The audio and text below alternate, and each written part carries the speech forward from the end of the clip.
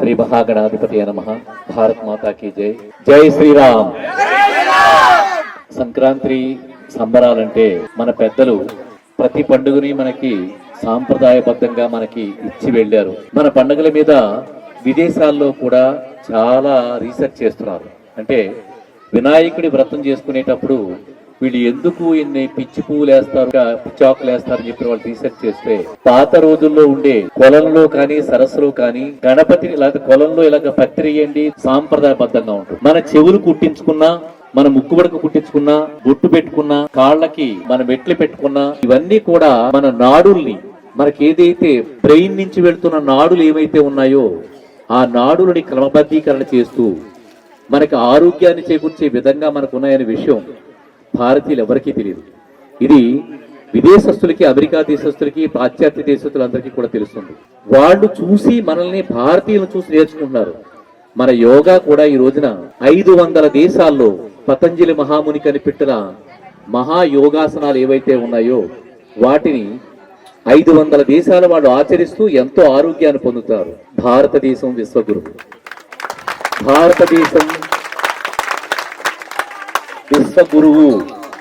కానీ దౌర్భాగ్యం ఏంటంటే ఎవరైతే మనల్ని పాలించారో, నేను ఒక విషయం మీకు అందరికీ చెప్తాను. పరమాత్ముడు 3 రకాలుగా ఉండడు. అల్లాగా పిలుచుకుంటాం, జీసస్ గా పిలుచుకుంటాం, రాముడిగా పిలుచుకుంటాం. కానీ పరమాత్మ ఒకే పరబ్రహ్మ స్వరూపమే ఉంటాడు. పంచభూతాల్లో ఉండి మనల్ని కాపాడుతూ ఉంటాడు. అన్ని వర్గాలు ఉందా దేవుళ్ళ పూజించే బాబాసాహెబ్ అంబేద్కర్ గారు ఏం చెప్పారంటే, భారతదేశంలో ఇన్ని మతాలు ఉండడం భారతదేశ యొక్క రక్షణ వ్యవస్థకి ప్రాబ్లం అవుతుంది. అందరికీ తెలిసిందే. దళితులు, మాలలు, మాదిగలు అందరూ కూడా పూజిస్తారు ఆయన. అలాంటి మహానుభావులు చెప్పిన మాట ఏంటంటే, భారతదేశంలో ఇన్ని మతాలు ఉండడం వల్ల ఎప్పుడైనా భారతదేశం వేరే వాళ్ళు ఆక్రమించుకుంటారని చెప్పారు. పూజిద్దాం, అల్లాని చాలితే ధ్యానిద్దాం, భగవంతుడు ఒక్కడే ఉంటాడు. మతాలతో పనేటి మనకి. నేను ఈ రోజుని నాకు ప్రజాదరణ ఉందంటే కేవలం కారణం ఏంటంటే, అతను క్రైస్తవుడైనా ముస్లింస్ అయినా కానీ ఈ రోజు వర్షాల ప్రసాద్ ఉన్నాడు. దాదాపుగా గోకవరంలో ఉండే ఎంతమంది దళిత కుటుంబాల్లో ఎంతమందికి అనారోగ్యంగా ఉందో, యాక్సిడెంట్ అయిందో, పైనుంచి పడిపోయారు, ఇల్లు కాలిపోయిందో, ఇల్లు కోలి వాళ్ళందరికీ కూడా నేను వెళ్ళి పర్సనల్ గా వాడి యొక్క కష్ట సుఖాలు చూశాను. కాబట్టి ఈ రోజు మానవత్వానికి మొదటి పీటగా, అంటే రాజకీయ పార్టీలకు అతీతంగా, కులమతాలకు అతీతంగా నేను పనిచేస్తున్నాను. కాబట్టి ఈ రోజున ప్రజలు, మొన్న నేను భారతీయ జనతా పార్టీలో జాయిన్ అవుతుంటే ప్రపంచంలో ఏ చరిత్రలోనే ఉండదేమో, భారతదేశ చరిత్రలో, రాష్ట్ర చరిత్రలో 15,000 మంది జాయిన్కి వచ్చినవాడు కానీ, ఒక్కరోజు 4 గంటల ప్రోగ్రామ్ కి ఇంత డబ్బు ఖర్చు పెట్టిన వాడు కానీ ఆంధ్రప్రదేశ్ చరిత్రలో కానీ భారతీయ చరిత్రలో కానీ ఎవడు లేడు. ఇది ఎందుకు జరిగింది అంటే, కంబాల శ్రీనివాస అనే వ్యక్తి మానవత్వంతో ఎక్కడ కష్టపడతాం. మొన్న రావిలంకలో కూడా ఒక ఇల్లు కాలిపోతే వెంటనే పంపించాను, వాళ్ళకి రైస్ బ్యాగ్ లో పంపించాను. ఎవరైనా భర్త చనిపోయి అనారోగ్యంతో బాధపడుతూ పిల్లలిద్దరు ఉంటే వాళ్ళకి రైస్ బ్యాగులు పంపిస్తున్నాను. ఇప్పుడు 58 కుటుంబాలకు పంపిస్తున్నాను. మీకు ఇది వరకు ప్రకటించాను అది విషయాన్ని. ఇప్పుడు 58 కుటుంబాలకి, భర్త లేని వాళ్ళకి, అనారోగ్యంతో మంచం మీద పడిన వాళ్ళకి 58 కుటుంబాలకి రైస్ బ్యాగులు పంపించడమే కాకుండా దాన్ని 100 సంఖ్యకి పెంచడానికి కావలసిన కార్యక్రమాన్ని పెంచుకుంటూ ఇంకా భవిష్యత్తులో 3 నియోజకవర్గాల్లో కూడా, రాజానగరం కానీ, జగ్గంపేట కానీ, అల్లూరు సీతారామరాజు నియోజకవర్గాల్లో ఎక్కడైనా సరే వాడు మంచం మీద ఉండి తెల్లారు లెగిస్తే మనకు అన్నం తినడానికి ఏమీ లేదు, పొద్దున్నే ఎలాగైనా బాధపడే వాళ్ళందరికీ కూడా కుటుంబాలకి వాళ్ళు చేరుతున్నాయి. అలాగే అందుడు ఎవరైనా ఉంటే వాళ్ళకి 3,000 ఇస్తున్నాం.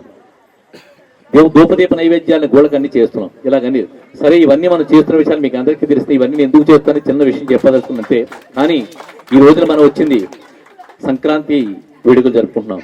నాకు నిజంగా మీరు ఇంత బాగా చేస్తారని నాకు తెలియదు. తెలుసుంటే నేను ఇంకా కొంచెం గట్టిగానే ప్లాన్ చేయమని చెప్పుండేవాడిని. చుట్టుపక్కల గ్రామాల వాళ్ళకి అందరినీ పిలిచి మేము ముగ్గురు పోటీలు పెట్టాం. మన సంక్రాంతి సంబరాలు జరిగితే ముగ్గురు పోటీలు పెట్టాం. శ్రీరంగపట్నం ఆవిడికి 15,000 ఫస్ట్ ప్రైజ్ తగిలింది.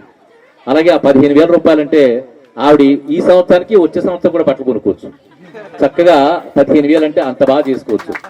అలాగే సెకండ్ ప్రైజ్ 10,000 పెట్టాం, థర్డ్ ప్రైజ్ 5,000 పెట్టాం. నాకు మనసు ఒప్పుకోలేదు. వచ్చిన వాళ్ళందరికీ కూడా ఏదో ఇవ్వాలనిపించింది. కన్సలేషన్ ప్రైజ్ 8 పెట్టాం. ఇంకా జనాలు మిగిలిపోయారు. సరే, పార్టిసిపేషన్ చేసిన ప్రతి ఒక్కరికి డబ్బులు ఇవ్వమని చెప్పి పార్టిసిపేట్ చేసిన ప్రతి ఒక్కరికి కూడా డబ్బులు ఇచ్చామని. నేను ఎస్టీ గాని అయితే, నేను ట్రైబల్ అయితే నాకు ఇక్కడ ఓట్లు పడతాయి. రంపచోడవరం కూడా చేస్తాను. రంపచోడవరం నాకు ఏం ఓట్లు పడతాయి?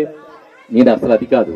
నాకేంటంటే నా చుట్టుపక్కల 3 నియోజకవర్గాలు ఏమున్నాయో వాటిలో మానవత్వాన్ని ప్రతిష్ఠింపజేసి రాజకీయ పార్టీలకు అతీతంగా సేవ చేసుకుంటూ నేను ముందుకెళ్ళడానికి ప్రయత్నం చేస్తున్నాను. నన్ను చూడగానే ఈ చిన్నపిల్లలు వీళ్ళు కేకలది చూస్తూ నాకు అనిపించింది ఎక్కడో చిరంజీవికి అల్లు అర్జున్కి అలాంటి వాళ్ళకి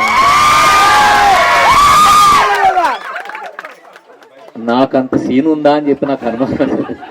నేను చాలా సంతోషం అమ్మా, మీరు ఈ అభిమానాన్ని చూపించేందుకు.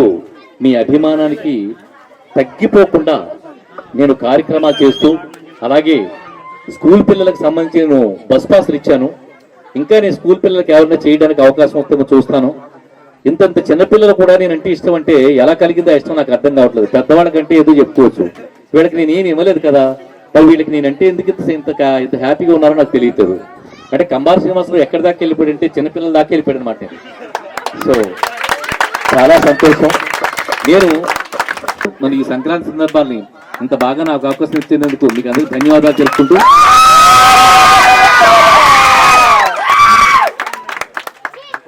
నేను ఓ 10,000 రూపాయలు నేను దీనికి గిఫ్ట్ కోసం ఇస్తానని చెప్పాను. ఇది ఒక్కడేమైనా సరిపోయినట్లయితే మళ్ళీ నేను మీకు ఏమైనా కావాల్సి చెప్పండమ్మా, నేను మళ్ళీ అరేంజ్ చేస్తాను.